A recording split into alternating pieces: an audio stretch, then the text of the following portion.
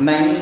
يطع الله والرسول فأولئك مع الذين أنعم الله عليهم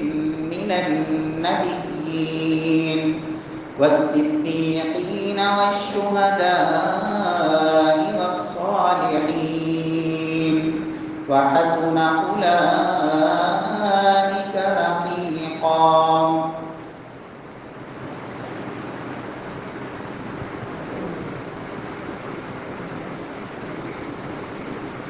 من یطع اللہ والرسول، جو شخص اللہ رب العزت اور اس کے رسول کی اطاعت کرے گا، فَأُولَٰئِكَ مَعَ الَّذِينَ أَنْعَمَ اللَّهُ عَلَيْهِمْ، تو ایسے لوگ ہی قیامت والے دن ان لوگوں کے ساتھ ہوں گے جن پر اللہ رب العزت نے انعام کیا، من النبیین والصدیقین والشہداء والصالحین، انبیاء کرام، صدیقین، شہداء اور نیک لوگ، ان کا رب العالمین انہیں ساتھ نصیب فرمائیں گے. وحسن اولئک رفیقا، اور یہ ساتھ کتنا ہی خوبصورت اور بہترین اور عمدہ ہے. معزز سامعین کرام، محترم بھائیوں، بزرگوں، دوستوں، معززات ماؤں اور بہنوں، رسول اللہ صلی اللہ علیہ وسلم کی محبت اور آپ صلی اللہ علیہ وسلم کی اطاعت اور فرما برداری، یہ دونوں چیزیں آپس میں لازم اور ملزوم ہیں. ایسی محبت جو اطاعت سے خالی ہو، اسے سچی محبت نہیں سمجھا جاتا. یہ محبت کھوکھلی، صرف زبانی دعووں کی حد تک ہوا کرتی ہے. اور ایسی اطاعت جس کے پیچھے محبت نہ ہو تو حقیقت میں وہ صرف اور صرف دکھلاوا، نمود و نمائش اور ریاکاری کہلاتی ہے، وہ اطاعت نہیں کہلاتی. اطاعت اور محبت دونوں چیزیں ہوں گی تو یہی کامیابی ہے کہ جناب رسول اللہ صلی اللہ علیہ وسلم سے محبت بھی ہو، اور وہ محبت ایسی محبت ہو جو انسان کو آپ کی اطاعت اور فرما برداری پر لگا دے. تو یہ رب العالمین کے ہاں پھر ایسی کامیابی ہے کہ کل قیامت کا دن ہوگا. یہ شخص نبی تو نہیں، یہ شخص صدیق اکبر جیسی شان تو نہیں رکھتا، اسے شہادت کا رتبہ بھی نہیں مل پایا، اور اس کے نیک اعمال بھی وہ مقام اور مرتبہ دلانے کے قابل نہیں جو نبیوں کو اللہ عطا فرمائیں گے، صدیقین اور شہداء کو عطا فرمائیں گے. لیکن یہ محبت اور اس محبت کے ساتھ اطاعت، جب یہ چیز موجود ہوگی تو رب العالمین پھر اسے نبیوں کا ساتھ نصیب فرمائیں گے. سیدنا ربیعہ بن کعب رضی اللہ تعالی عنہ صحابی رسول ہیں، اور صحابہ کرام کو اس بات کی بڑی تڑپ رہتی تھی کہ زندگی کے اندر بھی ان کا وقت نبی صلی اللہ علیہ وسلم کی معیت میں گزر جائے، آپ کی مجلس اور آپ کی رفاقت اور آپ کی صحبت میں گزر جائے. اور ان کی بہت بڑی تمنا یہ بھی ہوتی تھی کہ رب العالمین کل قیامت والے دن بھی ہمیں ایسے لوگوں کا ساتھ نصیب فرما دے. ربیعہ بن کعب رضی اللہ تعالی عنہ رات اللہ کے نبی کے گھر کے دروازے پہ بسر کرتے ہیں. تڑپ یہ ہے، سوچ اور فکر یہ ہے کہ دن کے وقت تو اللہ کے رسول کے خادم موجود ہیں، آپ کی خدمت کرنے والے صحابہ پیش رہتے ہیں. ممکن ہے رات کی کسی گھڑی محمد مصطفیٰ صلی اللہ علیہ وسلم کو کوئی حاجت ہو، کوئی ضرورت پیش آئے، اور میں آپ کی خدمت کے لیے موجود ہوں. اللہ کے نبی کے لیے اہتمام کرتے پانی کا آپ صلی اللہ علیہ وسلم ایک دن ربیعہ سے کہتے ہیں، ربیعہ مانگو، کیا مانگتے ہو، کیا چاہیے؟ کہا ہے اللہ کے رسول صلی اللہ علیہ وسلم، اسألک مرافقتک فی الجنہ، اے اللہ کے محبوب مجھے جنت میں آپ کا ساتھ چاہیے۔ آپ صلی اللہ علیہ وسلم فرماتے ہیں او غیر ذالک یا ربیہ، ربیہ کیا اس کے علاوہ اور کوئی چیز، دنیا کی کوئی چیز اس کے علاوہ کوئی ہے حاجت ضرورت تو بتاؤ۔ کہا ہوا ذاک یا رسول اللہ، اے اللہ کے رسول مجھے دنیا کی کوئی چیز نہیں چاہیے۔ اسألک مرافقتک فی الجنہ، اے اللہ کے محبوب مجھے آپ کا جنت میں ساتھ چاہیے۔ نبی صلی اللہ علیہ وسلم فرماتے ہیں ربیہ پھر کثرت سے اللہ کے سامنے سجدے کیا کرو،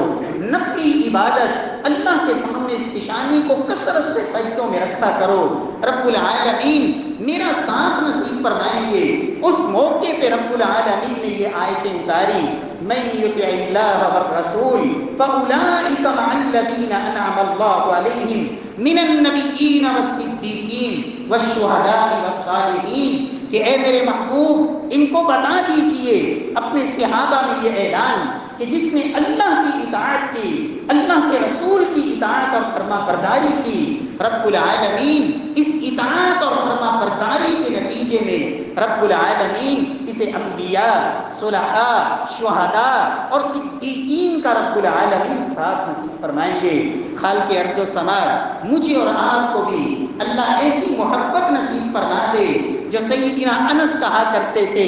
لوگوں اللہ کے نبی نے فرمایا تھا المرء مع من احب، دنیا میں جس کے ساتھ انسان کو محبت ہوگی قیامت والے دن اسی کا ساتھ ملے گا۔ انس وہ عمل تو نہیں کر سکا جو اللہ کے نبی کیا کرتے تھے، جیسے اعمال صدیق اکبر نے کیے، جو قربانیاں اور جو عمل فاروق اعظم نے کیے، انس کے ویسے عمل تو نہیں، لیکن میں اللہ کے نبی کی محبت میں سچا ہوں۔ ابو بکر صدیق کے ساتھ مجھے محبت ہے، عمر فاروق کے ساتھ محبت ہے، اور اللہ کے نبی کی اس حدیث کی روشنی میں المرء مع من احب، مجھے اپنے اللہ سے امید ہے۔ اس محبت کی وجہ سے رب العالمین مجھے انہی ہستیوں کا قیامت والے دن اللہ ساتھ نصیب فرمائے۔ میرے پیارے بھائیوں، اللہ ہمیں بھی ان ہستیوں سے محبت نصیب فرما دے، اللہ ہمیں بھی اپنے محبوب کی اطاعت فرما برداری کرنے کی اللہ توفیق نصیب فرما دے، اس لیے کہ محبت یہ اطاعت کے ساتھ ہے تو وہ سچی محبت ہے، وگرنہ زبانی محبت کا دعویٰ اطاعت قبول کیے بغیر ابو لہب نے بھی کیا تھا، جس کے دونوں ہاتھ ٹوٹ جانے کا اعلان میرے اللہ نے قرآن میں کر دیا، برباد ہو گیا۔ محبت تھی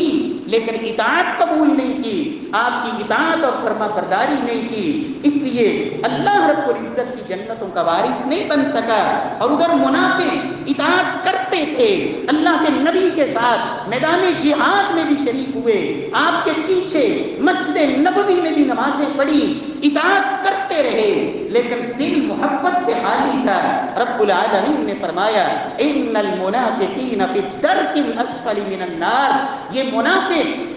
جہنم کے سب سے نچلے گڑھے میں ہوں گے۔ رب العالمین ہمیں محبت بھی نصیب فرمائے، اور ایسی محبت جو اطاعت سے جڑی ہوئی ہو، رب العالمین ہمیں ایسی اطاعت بھی نصیب فرمائے جو محبت سے جڑی ہوئی ہو، اور رب العالمین کل قیامت والے دن اپنے محبوب کی اللہ رفاقت نصیب فرمائے۔ میرے پیارے بھائیوں، نبی صلی اللہ علیہ وسلم کی اطاعت، جہاں آپ صلی اللہ علیہ وسلم سے سچی محبت ہے، وہاں آپ کی اطاعت کرنا یہ میرے اللہ کی محبت کو پانے کا بھی سب سے بہترین ذریعہ ہے۔ جو شخص یہ چاہتا ہے کہ میرا اللہ مجھ سے محبت فرمائے، رب العالمین مجھ سے محبت کرنے لگے، خالق ارض و سماء نے اعلان فرما دیا قل ان کنتم تحبون اللہ فاتبعونی یحببکم اللہ، لوگوں اگر چاہتے ہو تم اللہ سے محبت کرو، وہ رب تم سے محبت کرے۔ نقطہ ایک ہے، ضابطہ ایک ہے، راستہ ایک ہے، طریقہ ایک ہے، فاتبعونی، میں محمد کی اطاعت میں آ جاؤ، فرما برداری میں آ جاؤ، میرا رب تم سے محبت کرے گا، تم اپنے رب کی محبت میں سچے ہو۔ رب العالمین توفیق نصیب فرمائے۔ اور صرف اللہ کی محبت ہی حاصل نہیں ہوتی، بلکہ انسان جب اللہ کے نبی کی سنت پہ عمل کرتا ہے، سنت جسے عربی زبان میں آپ صلی اللہ علیہ وسلم کی سنت کے لیے فقہاء کے ہاں مستحب کی اصطلاح بھی استعمال ہوتی ہے، مندوب کی اصطلاح بھی استعمال ہوتی ہے، آپ اس کو نفل بھی کہہ سکتے ہیں، تطوع بھی اسے کہا جا سکتا ہے۔ فرض کے مقابلے میں اللہ کے نبی صلی اللہ علیہ وسلم نے کوئی بھی ایسا کام جس کی رغبت دلائی، شوق دلایا، ترغیب دلائی، کر کے دکھایا، فرض نہیں کیا، اسے کریں گے اللہ اجر و ثواب سے نوازیں گے، اللہ انعامات کی بارش فرمائیں گے، اور اگر نہ کر سکیں گناہ تو نہیں ہوتا لیکن ثمرات سے انسان محروم ہو جاتا ہے۔ اس لیے بندہ مومن اس کی ہمیشہ یہ تڑپ رہنی چاہیے، مجھے اللہ کے نبی کی جس سنت کا علم ہو جائے میں اس پہ عمل کرنے والا بن جاؤں۔ اور نبی صلی اللہ علیہ وسلم کیا فرماتے ہیں؟ حدیث قدسی ہے، اللہ خود فرماتے ہیں وَمَا يَزَالُ عَبْدِي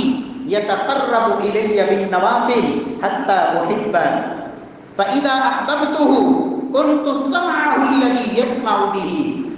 وبصره الذي يبصر به ويده التي يبطش بها ورجله التي يمشي بها۔ جب انسان اللہ کی محبت کو پا لیتا ہے اللہ کے نبی کی اطاعت کے ذریعے، پھر اللہ کے نبی نے جو اعمال بتائے ان کو اختیار کرتا ہے، آپ کی سنن پہ عمل کرتا ہے، تطوع کو اختیار کرتا ہے، مستحبات کو اپناتا ہے، سنت کے پہ پیرا دیتا ہے، اپنی زندگی میں لاتا ہے، پھر اللہ فرماتے ہیں میں صرف پھر بندے سے محبت نہیں کرتا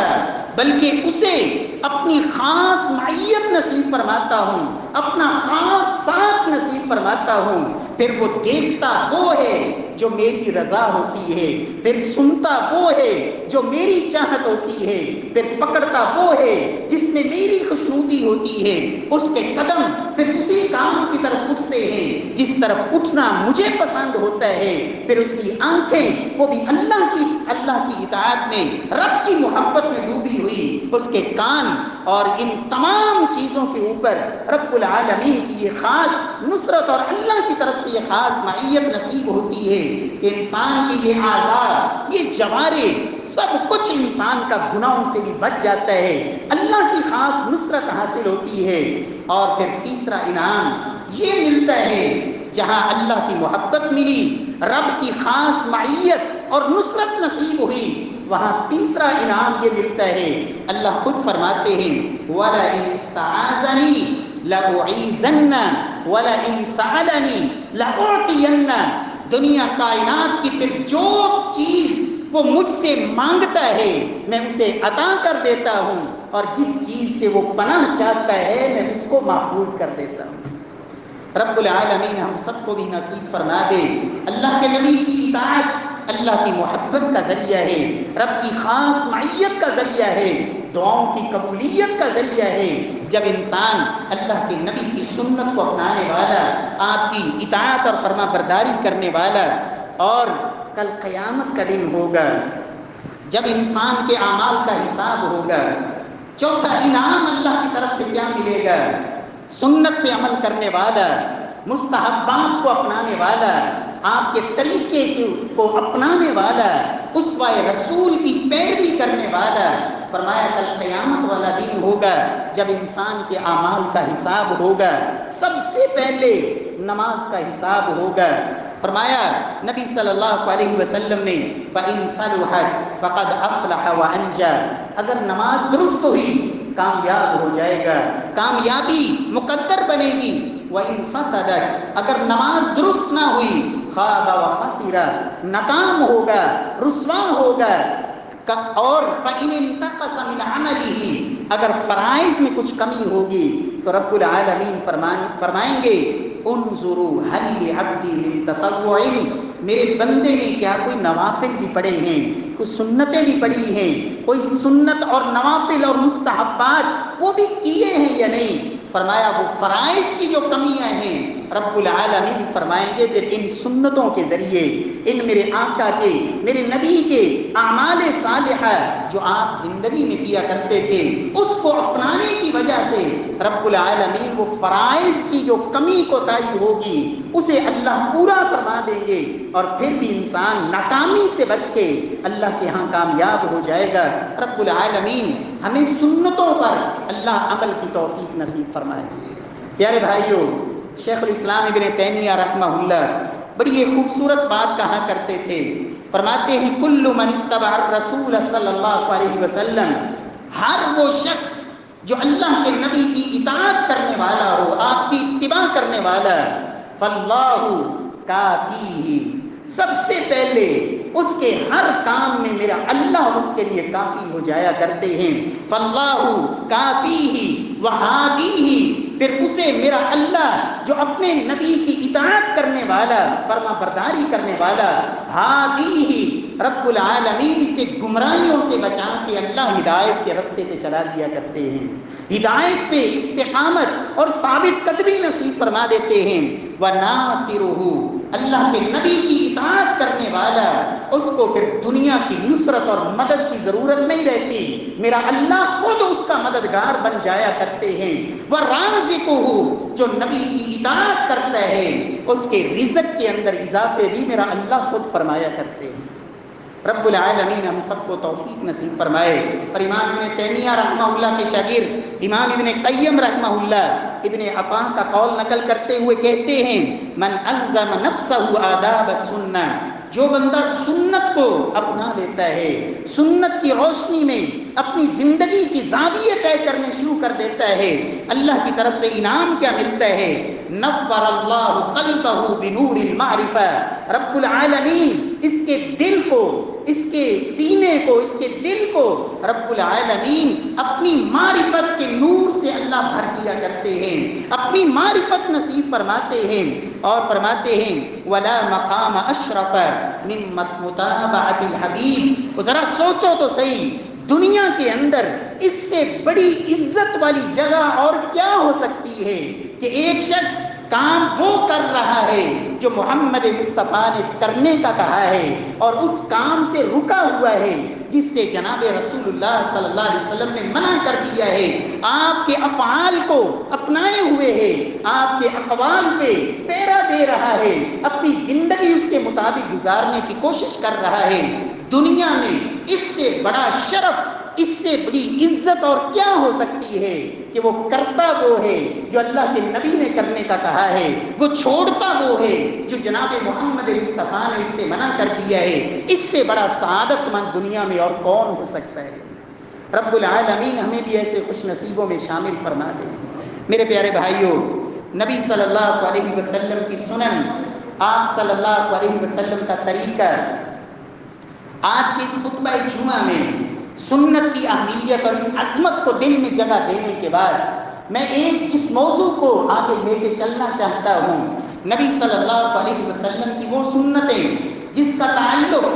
بلا تفریق ہر ایک کے ساتھ ہے، وہ امیر ہو یا غریب ہو، وہ حاکم ہو یا محکوم ہو، وہ مسجد کا امام خطیب ہو یا عام ایک مقتدی ہو، وہ مرد ہو یا عورت ہو، نبی صلی اللہ علیہ وسلم کی وہ سنتیں جن کا تعلق کسی خاص جگہ سے نہیں کہ وہ سنت صرف اس جگہ پہ پوری ہو سکتی ہے، کسی خاص شخصیت سے نہیں کہ جب انسان اس عہدے پہ بیٹھا ہو یا انسان کے پاس وہ منصب ہو تو پھر ہی وہ سنت ادا کر سکتا ہے، نہیں، ایسی سنتیں جس کا تعلق ہر ایک کے ساتھ ہے۔ اور یومیہ بنیاد پہ کچھ سنتیں ایسی ہوتی ہیں کہ جس کا تعلق یومیہ نہیں ہوتا کہ آپ کبھی بھی کر سکتے ہیں، مثلا صدقہ کرنا ہے، آپ جب چاہیں کر لیں، صلہ رحمی کرنی ہے جب چاہیں کر لیں، آپ کسی بیمار کی تیمارداری کرنا چاہتے ہیں جب مرضی جا کے کر آئیں، لیکن ایسی سنتیں جس کا تعلق ہر دن کے ساتھ ہے، یومیہ بنیاد پہ، اللہ رب العزت مجھے اور آپ کو توفیق دے دے، میرا دن اور رات ویسے گزر جائے جیسے جناب محمد مصطفیٰ صلی اللہ علیہ وسلم کا دن ہوا کرتا تھا، جیسے آپ کی رات ہوا کرتی تھی۔ اس سے بڑی سعادت کیا ہو سکتی ہے؟ میرا اللہ مجھے بھی توفیق دے دے، آپ کو بھی توفیق دے دے، اور کل قیامت والے دن ہماری اس جستجو کو اللہ شرف قبولیت سے نوازے، اور جناب محمد مصطفیٰ صلی اللہ علیہ وسلم کی سنتوں کو اپنانے والے سچے محبان میں اللہ ہمیں شامل فرما دے، اور بدعات، خرافات اور بدعات کو سنتوں کا نام دے کر ان کے اندر نئے نئے اضافے کر کے گمراہیوں کے راستے پہ چلنے والے اللہ اس راستے سے محفوظ فرما دے، اور بدعات اور خرافات سے بچا کے اللہ سنت پہ عمل کرنے والا بنا دے۔ پیارے بھائیوں، نبی صلی اللہ علیہ وسلم کے دن کا آغاز ہوتا ہے، اللہ کے رسول رات کو جب سوتے ہیں، آپ صبح بیدار ہوتے ہیں، نماز فجر سے پہلے اللہ کے رسول صلی اللہ علیہ وسلم کے لمحات کیسے گزرتے تھے، آپ اٹھتے کیسے تھے، کون کون سی سنتیں فجر سے پہلے پہلے اللہ کے رسول کے عمل میں شامل تھی۔ سب سے پہلی سنت، نبی صلی اللہ علیہ وسلم جب نیند سے بیدار ہوتے اللہ کے نبی کا طریقہ مبارک کیا تھا؟ سیدنا حذیفہ رضی اللہ تعالی عنہ بیان کرتے ہیں، صحیح بخاری اور مسلم کی روایت، فرماتے ہیں اذا استيقظ من منامه، محمد مصطفیٰ صلی اللہ علیہ وسلم رات جب سونے سے پہلے آپ یہ دعا پڑھا کرتے تھے، اللہم بسمک اموت واحیا، اے اللہ میں تیرے نام کے ساتھ فوت ہو رہا ہوں، تیرے نام کے ساتھ ہی زندہ ہوں گا۔ رات کو یہ دعا پڑھ کے سوتے، اور صبح جب اٹھتے سب سے پہلا کلمہ جو جناب محمد مصطفیٰ ادا کیا کرتے تھے، الحمدللہ الحمدللہ الذی احیانا بعدما اماتنا والیہ النشور۔ الحمدللہ، ساری تعریفیں میرے اللہ کے لیے۔ پیارے بھائیو، الحمدللہ کا بول اس دعا کے شروع میں، نیند سے اٹھنے کے بعد سب سے پہلا بول الحمدللہ، اور یہ کلمہ میرے اللہ کو اتنا پسند ہے، جناب رسول اللہ صلی اللہ علیہ وسلم فرماتے ہیں، لوگوں افضل الدعاء الحمدللہ، تم زندگی میں جتنی بھی دعائیں کرتے ہو سب سے افضل دعا میرے اللہ کے ہاں وہ الحمدللہ ہے۔ یا اللہ ساری تعریفیں تیرے لیے، الحمدللہ الذی احیانا بعدما اماتنا، ساری تعریفیں میری اس اللہ کے لیے جس نے موت کے بعد ہمیں دوبارہ زندگی دے دی۔ ہم مر گئے تھے، موت کی حالت میں چلے گئے تھے، بعدما اماتنا، اس نے ہمیں موت کے بعد دوبارہ زندگی دے دی،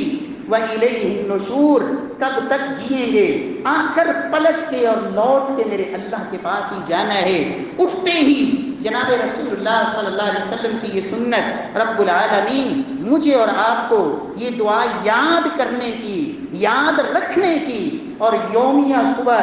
اللہ رب العزت بیدار ہوتے وقت یہ دعا پڑھنے کی اللہ توفیق نصیب فرمائے۔ دوسری سنت، نبی صلی اللہ علیہ وسلم جب نیند سے اٹھتے،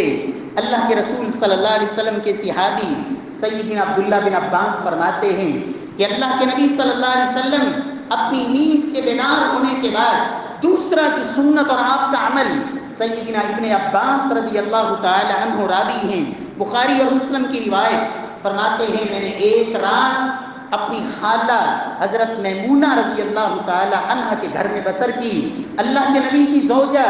ام المؤمنین سیدہ میمونہ اور اللہ کے رسول دونوں، آپ صلی اللہ علیہ وسلم اور سیدہ میمونہ بھی لیٹ گئے، اور میں بھی انہی کے تکیے پہ دوسری طرف اپنا سر رکھ کے چوڑائی کی شکل میں بھی لیٹ گیا۔ فرماتے ہیں جب رات کا کچھ حصہ گزرا، فنام رسول اللہ صلی اللہ علیہ وسلم حتی اذا انتصف اللیل او قبلہ بقلیل، آدھی رات گزر گئی تھی یا آدھی رات سے کچھ کم یا زیادہ، استیقظ رسول اللہ صلی اللہ علیہ وسلم، اللہ کے نبی بیدار ہوئے، فجلس یمسح النوم عن وجهه بیدیہ، اللہ کے نبی صلی اللہ علیہ وسلم نیند سے بیدار ہوئے، اپنے بستر پہ آپ بیٹھ گئے اور آپ صلی اللہ علیہ وسلم نے اپنے دونوں ہاتھوں سے اپنی آنکھوں کو ملنا شروع کیا۔ آنکھوں سے نیند کو جس طرح انسان مل کے دور کرتا ہے، اللہ کے نبی نے اپنی آنکھوں کو اچھی طرح ملا اور نیند کو اپنے چہرے اور آنکھوں سے دور کیا۔ یہ اللہ کے نبی کی دوسری سنت۔ اور میرے پیارے بھائیوں، وقت اس بات کی اجازت نہیں دیتا، وگرنہ میں اس کی سائنسی تحقیقات بھی پیش کرتا۔ آج کی سائنس کیا بتاتی ہے کہ جب آپ نیند سے بیدار ہوتے ہیں، یہ آنکھوں کو ملنا کس قدر انسان کے لیے طبی طور پر فائدہ مند ہے اور انسان کی کس قدر یہ اہم ضرورت ہے۔ اللہ کے نبی صلی اللہ علیہ وسلم نے آج سے 1400 سال قبل محبوب کبریا نے امت کو یہ طریقہ سکھا دیا۔ نیند سے بیدار ہوں، آپ یہ دعا پڑھیں اور پھر اپنی آنکھوں کو اچھی طرح ملیں تاکہ چہرے سے نیند کو دور کریں۔ اور تیسری سنت نبی صلی اللہ علیہ وسلم جو ادا کیا کرتے، آپ صلی اللہ علیہ وسلم آسمان کی طرف نظر اٹھاتے، آسمان کی طرف نظر اٹھا کے آپ صلی اللہ علیہ وسلم قرآن مجید کی سورہ آل عمران کی آخری 10 آیات اللہ کے نبی صلی اللہ علیہ وسلم آسمان کی طرف نظر اٹھا کے تلاوت کرتے۔ عبداللہ بن عباس رضی اللہ تعالیٰ عنہ فرماتے ہیں، قام نبی اللہ صلی اللہ علیہ وسلم من آخر اللیل، آپ صلی اللہ علیہ وسلم جب نیند سے بیدار ہوئے، نظر الی السماء، آپ نے اپنی نظر مبارک آسمان کی طرف اٹھائی، آسمان کی طرف دیکھا، ثم قرأ العشر الآیات الخواتم من سورۃ آل عمران، آپ نے سورہ آل عمران کی آخری 10 آیتوں کی اللہ کے نبی نے تلاوت فرمائی۔ ان فی خلق السماوات والارض واختلاف اللیل والنہار لآیات لأولی الالباب الذین یذکرون اللہ قیاما وقعودا وعلی جنوبہم ویتفکرون فی خلق السماوات والارض ربنا ما خلقت هذا باطلا۔ پیارے بھائیوں، یہ 10 آیات، ان کے اندر میرے رب کی قدرتوں کا تذکرہ، خالق ارض و سما کی یہ زمین و آسمان کے اندر جو میرے اللہ کی کاریگریاں ہیں ان کا تذکرہ، اہل ایمان کا اپنے رب کو یاد کرنا، اس کا ذکر کرنا، لمحہ لمحہ اس کا تذکرہ، اور رب العالمین سے مختلف دعائیں، رب العالمین کے وعدے جو رب نے انسان سے کیے ہیں، اہل ایمان سے کیے ہیں، جہنم سے پناہ، اور پھر ان آیات کے اندر اہل ایمان کی کامیابی، دنیا کفر اور اہل کفر کی ناکامیوں کا تذکرہ، اور پھر آخر میں اہل ایمان کو اللہ رب العزت کی طرف سے یہ حکم، اصبروا وصابروا، صبر بھی کرو، ڈٹے بھی رہو، واتقوا اللہ، اور اللہ سے ڈرتے رہنا، لعلکم تفلحون، اسی میں تمہاری کامیابی۔ یہ 10 آیات اللہ کے نبی صلی اللہ علیہ وسلم وہاں بستر پہ بیٹھے، اللہ کے رسول صلی اللہ علیہ وسلم یہ 10 آیات تلاوت کرتے۔ یہاں سے ایک اور مسئلہ بھی سمجھ آتا ہے جو اکثر عام لوگ پوچھا کرتے ہیں، کیا وضو کے بغیر قرآن مجید پڑھا جا سکتا ہے؟ میرے پیارے بھائیوں، اس بات میں کوئی شک نہیں کہ افضل یہی ہے، بہتر یہی ہے، اولا یہی ہے، اللہ کے ہاں زیادہ پسندیدہ یہی ہے کہ انسان باوضو ہو کے ہی پڑھے۔ لیکن اس حدیث سے یہ معلوم ہوتا ہے اگر انسان وضو کے بغیر پڑھنا چاہے اس کی اجازت موجود ہے، اس لیے کہ اللہ کے نبی صلی اللہ علیہ وسلم نیند سے بیدار ہوئے اور بغیر وضو کیے پہلے ہی آپ نے آسمان کی طرف نظر اٹھا کے قرآن مجید سورہ آل عمران کی یہ 10 آیات کی آپ نے تلاوت فرمائی۔ رب العالمین ہمیں یہ 10 آیتیں اللہ زبانی یاد کرنے کی توفیق دے تاکہ اٹھتے ہی آپ ان آیات کو تلاوت کر سکیں، پڑھ سکیں اور ان کے معنوں کو سمجھیں۔ اللہ رب العزت نے توفیق دی، انشاءاللہ کسی جمعے میں ان کی پوری تفصیلات پہ اور پورے معانی کے حوالے سے بھی انشاءاللہ ہم گفتگو کریں گے۔ اللہ رب العزت عمل کی توفیق بخشے۔ پیارے بھائیوں، 5ویں سنت جو نبی صلی اللہ علیہ وسلم فجر کی، ابھی تہجد نہیں پڑھی، ابھی نماز فجر نہیں، اس سے پہلے اللہ کے رسول اٹھتے اور 5واں کام نبی صلی اللہ علیہ وسلم مسواک پکڑتے، اور روایت میں یہ لفظ ہیں، سیدنا حذیفہ رضی اللہ تعالیٰ عنہ فرماتے ہیں، کان اذا قام من اللیل یشوس فاہ بالسواک، اللہ کے نبی اچھی طرح اپنے منہ مبارک کو آپ مسواک سے صاف کرتے. شاس یشوسو مانا ہوتا ہے کسی چیز کو رگڑ رگڑ کے اچھی طرح کسی چیز کو صاف کرنا. اللہ کے نبی صلی اللہ علیہ وسلم اٹھتے اور آپ صلی اللہ علیہ وسلم مسواک کرتے. سیدہ عائشہ فرماتی ہیں کننا نعد له سواکہ وطہورہ، ہم رات کے وقت ہی سونے سے پہلے اللہ کے نبی کا مسواک، آپ کے وضو کا پانی وہ پہلے تیار کر کے رکھ دیا کرتے تھے. فَيَبْعَثُ اللَّهُ مَا شَاءَ، جب میرا اللہ چاہتا اپنے نبی کو اٹھاتا اور اللہ کے رسول اٹھتے. فَيَتَسَوَّكْ، سب سے پہلے آپ صلی اللہ علیہ وسلم مسواک کیا کرتے تھے. رب العالمین ہمیں اس سنت پہ اللہ عمل کی توفیق دے. اور یہ ایسی سنت ہے جس میں اللہ کے رسول نے فرمایا تھا لوگوں السواک مطہرۃ للفم ومرضات للرب، اس سے منہ کی صفائی بھی ہوتی ہے، میرا اللہ بھی راضی ہو جاتا ہے. اور اللہ کے رسول فرماتے ہیں لولا ان اشق علی امتی لامرتهم بالسواک مع كل وضوء، اگر میری امت کا مجھے مشقت میں پڑنے کا ڈر نہ ہوتا میں ہر وضو کے ساتھ ہر نماز کے ساتھ انہیں مسواک کا لازمی حکم دے دیتا ہے کہ بغیر مسواک کے یہ نماز ہی نہ پڑھیں، بغیر مسواک کیے یہ وضو ہی نہ کریں. لیکن میں نے اس لیے یہ فرض نہیں کیا، لازمی حکم نہیں دیا کہ امت مشقت میں پڑ جائے گی، لیکن رغبت دلائی آپ نے. امام نووی رحمہ اللہ کی دو باتیں یہاں یاد رکھیں. امام نووی رحمہ اللہ فرماتے ہیں کہ جس شخص کو اللہ کے نبی کی کسی سنت کا پتہ چل جائے، ہو ایمان والا، ہو مسلمان، کلمہ اس نبی کا پڑھنے والا، اور آپ کی سنت کا پتہ چل جائے، پھر اس کو اس سنت کو چھوڑنا نہیں چاہیے. اس پہ ایک دفعہ ضرور عمل کر لے، مستقل کر لے تو بہت اچھا ہے، لیکن سنت جس کو سن لیا ایک دفعہ ضرور کرے. کیوں؟ میرے اللہ نے فرمایا ہے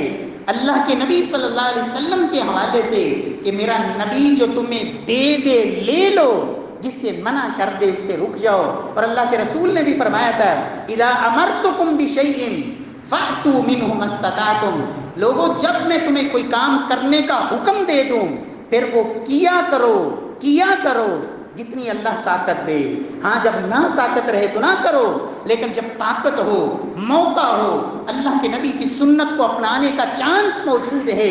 آسانی میسر ہے، پھر انسان کو یہ کہہ کے چلیں سنت ہی ہے کیا ضرورت ہے. نہیں میرے پیارے بھائیوں، اللہ کے نبی کے صحابہ کا بھی یہ مزاج نہیں تھا. جب سیدنا عبداللہ بن عمر سے کسی نے سوال کیا کہ اللہ کے نبی صلی اللہ علیہ وسلم کا اس بارے میں کیا حکم ہے، انہوں نے کہا اللہ کے نبی نے یہ کام کیا، ہم کرتے رہے ہیں، تم بھی کرو. سائل کہتا ہے نہیں حضرت یہ بتائیں کہ یہ فرض ہے، یہ واجب ہے، اس کا حکم کیا ہے؟ فرمایا جب میں کہہ رہا ہوں کہ اللہ کے نبی نے کیا ہم کرتے رہیں تم کرو، پھر یہ پوچھنا تمہارا فضول ہے کہ یہ فرض ہے واجب ہے. آج بہت سارے لوگوں کو اس بات میں الجھا دیا جاتا ہے، اتنے فرائض ہیں، اتنے واجبات ہیں، اتنے مستحبات ہیں، اتنی سنن ہے، اتنا فلاں ہے. اور میرے پیارے بھائیوں مزاج یہ ہونا چاہیے میرے آقا کا یہ طریقہ ہے، آپ نے یہ کیا ہے میں نے کرنا ہے، اس لیے کہ میں نے اللہ کے نبی کا کلمہ پڑھا ہے، آپ نے یہ کیا اللہ مجھے توفیق دے میں کروں. اور امام نووی رحمہ اللہ دوسری بات یہ کہتے ہیں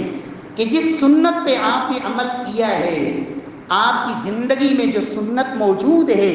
آپ اس پہ عمل کرتے ہیں، پھر کسی دن آپ سے وہ سنت رہ جائے، آپ وہ سنت ادا نہ کر سکیں تو کبھی بھی اس میں سستی کا شکار نہ ہوں، اس لیے کہ شیطان یہیں سے وار کرتا ہے. ایک دن آپ کی وہ سنت رہ گئی، آپ نے سستی کی، اگلے دن بھی رہ جائے گی. جس دن رہ جائے آپ اس میں قضائی دے لیں، بعد میں ادا کر لیں، لیکن اس کو بالکل چھوڑے نہ، کیونکہ قضائی سنت کی دینا میرے آقا کا یہ بھی طریقہ ہے. اللہ کے رسول صلی اللہ علیہ وسلم جو کام کرتے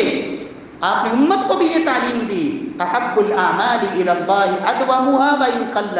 میرے اللہ کے یہاں پسندیدہ عمل ہے ہی وہ جو ہمیشہ کیا جائے. اور اللہ کے رسول صلی اللہ علیہ وسلم سنتوں پہ کس قدر پہرا دیتے.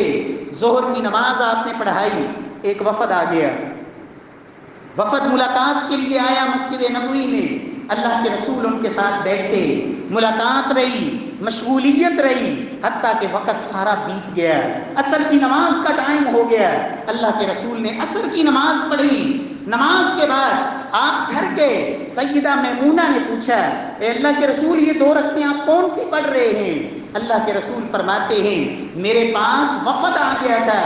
ظہر کے بعد والی میری وہ سنتیں رہ گئی تھیں، یہ عصر کے بعد میں یہ جو 2 رکعتیں ادا کر رہا ہوں یہ ظہر کے بعد والی ہیں جو وفد کی مشغولیت کی وجہ سے رہ گئی۔ امام نووی فرماتے ہیں رحمہ اللہ جب اللہ نے تمہیں توفیق دے دی ہے اپنے نبی کی کسی سنت کو اپنانے کی تو پھر اس پہ ہمیشگی کرو، اگر کبھی رہ بھی جائے تو اس کی قضا دے لیا کرو تاکہ شیطان کو یہ موقع نہ ملے کہ آپ کو سنت سے مستقل دور کر دے۔ اور یاد رکھیں فرائض اس کے پابندی کا بھی بہترین طریقہ یہی ہے کہ آپ سنن کا اہتمام کریں۔ جب آپ سنتوں پہ پیرا دیں گے، اس کی حفاظت کریں گے، اللہ رب العزت آپ کو فرائض میں بھی کبھی بھی پھر پیچھے نہیں رہنے دے گا، ہمیشہ فرائض میں آپ آگے، اس لیے کہ آپ سنتوں کا اہتمام کرنے والے۔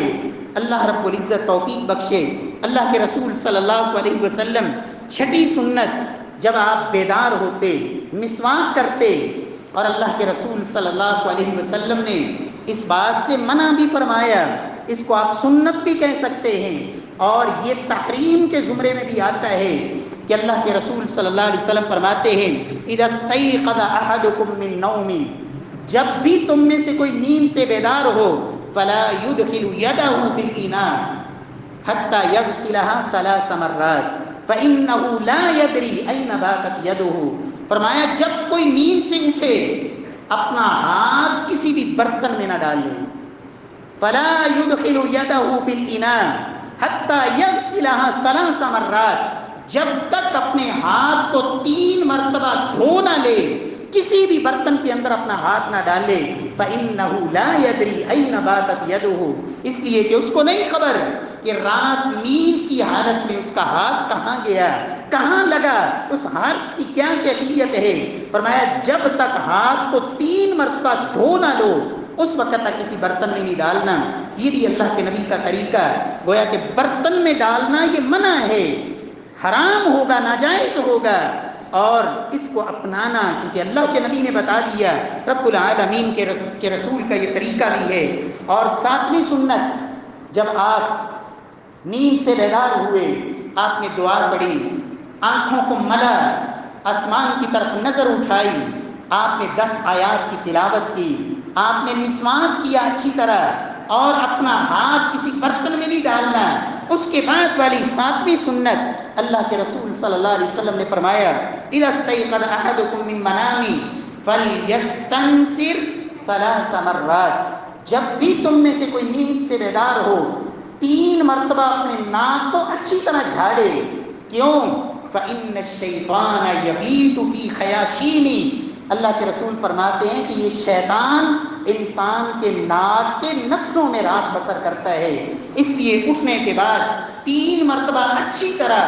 ناک کو جھاڑیں، صاف کریں۔ اور اسی لیے اللہ کے رسول نے فرمایا تھا جو شخص صبح سوئے ہی رہتا ہے، جب صبح کرتا ہے کس حالت میں؟ فرمایا شیطان اس کے کانوں میں بھی پیشاب کر جاتا ہے، اور صبح اٹھتا ہے نہ ناک جھاڑا نہ اچھی طرح وضو کیا، فرمایا سستی کا مارا ہوا خبیث النفس ہوتا ہے اور سارا دن نحوست اس کے اوپر چھائی ہوئی، کیوں؟ شیطان اس کے کانوں میں اور اس کے نتنوں میں پیشاب کر گیا۔ رب العالمین ہمیں عمل کی توفیق دے کہ اچھی طرح ناک کو صاف کریں۔ اس کے بعد 8ویں سنت نبی صلی اللہ علیہ وسلم اٹھتے اور پھر آپ صلی اللہ علیہ وسلم وضو فرمایا کرتے تھے۔ سیدنا ابن عباس فرماتے ہیں کہ اللہ کے رسول صلی اللہ علیہ وسلم کو میں نے دیکھا مشکیزہ پڑا ہوا تھا، آپ اٹھے، آپ نے اس مشکیزے سے پانی لیا، اچھی طرح اللہ کے رسول صلی اللہ علیہ وسلم نے وضو کیا، فأحسن وضوءہ، خوبصورت وضو کیا، یسبغ الوضوء، مختلف الفاظ حدیث میں وارد ہیں، احسن وضوءہ، اسبغ وضوءہ، وضو کو خوبصورت کرنا اور مکمل کرنا۔ وضو مکمل کیا ہوتا ہے، خوبصورت کیا ہوتا ہے؟ جو جناب محمد مصطفیٰ صلی اللہ علیہ وسلم کے طریقے کے مطابق۔ ہمارے بہت سارے بھائی وضو کرتے ہیں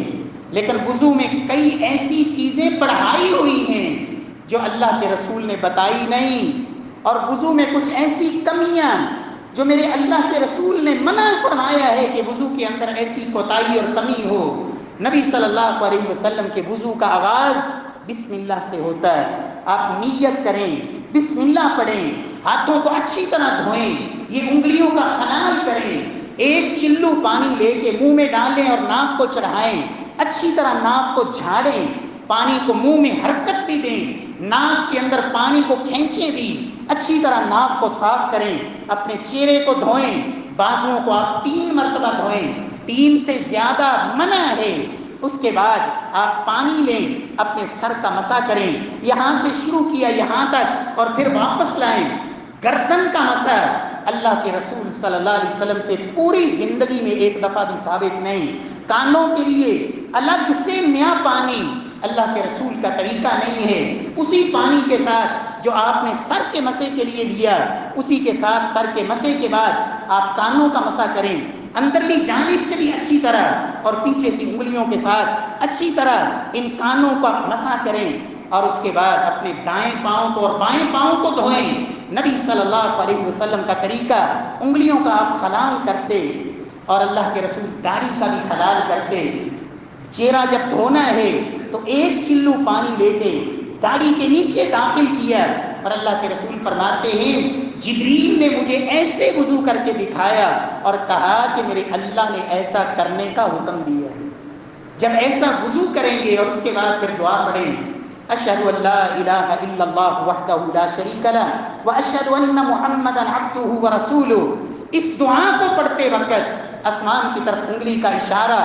اللہ کے رسول سے ثابت نہیں، اس دعا کو پڑھتے وقت آسمان کی طرف نظر اٹھانا اللہ کے رسول سے ثابت نہیں۔ اللہم اجعلنی من التوابین واجعلنی من المتطہرین۔ اور تیسری دعا اللہ کے رسول فرماتے ہیں جو وضو کے بعد یہ دعا پڑھتا ہے سبحانک اللہم وبحمدک اشہد ان لا الہ الا انت استغفرک واتوب الیک۔ اللہ کے رسول فرماتے ہیں اس دعا کے اوپر، اس نیکی کے اوپر، اس عمل کے اوپر میرے اللہ کی طرف سے قبولیت کی مہر لگا دی جاتی ہے، آسمان کے 8 دروازے کھول دیے جاتے ہیں، اس عمل کو عرش کے نیچے محفوظ کر دیا جاتا ہے، قیامت تک پھر یہ نیکی ضائع نہیں ہوتی، محفوظ ہو گئی۔ رب العالمین ہمیں بھی توفیق نصیب فرمائے، ہم ان سنتوں کو اپنائیں، عمل کریں، رب العالمین عمل کی توفیق بخشے۔ انشاءاللہ آئندہ خطبات کے اندر اسی طرح اللہ کے رسول صلی اللہ علیہ وسلم کا یہ جو عمل مبارک ہے کہ آپ نیند سے بیدار ہوئے اور آپ نے یہ کام کیے، پھر فجر سے پہلے مزید آپ کا کیا معمول تھا، پھر نماز فجر کے بعد، پھر دن کے اول حصے میں، پھر ظہر، عصر، مغرب، عشاء، رات سونے تک، انشاءاللہ آنے والے خطبات میں اسی ترتیب سے، تاکہ ایک مکمل دن اور رات اللہ کے رسول کا سنت طریقہ کیا ہوا کرتا تھا، میرا اللہ مجھے اور آپ کو عمل کی توفیق دے اور ہماری زندگی جناب رسول اللہ صلی اللہ علیہ وسلم کے اسوہ کے مطابق بنا دے۔ وَأَقُولُ قَوْلِي هَذَا وَآخِرُ دَعْوَانَا الْحَمْدُ لِلَّهِ۔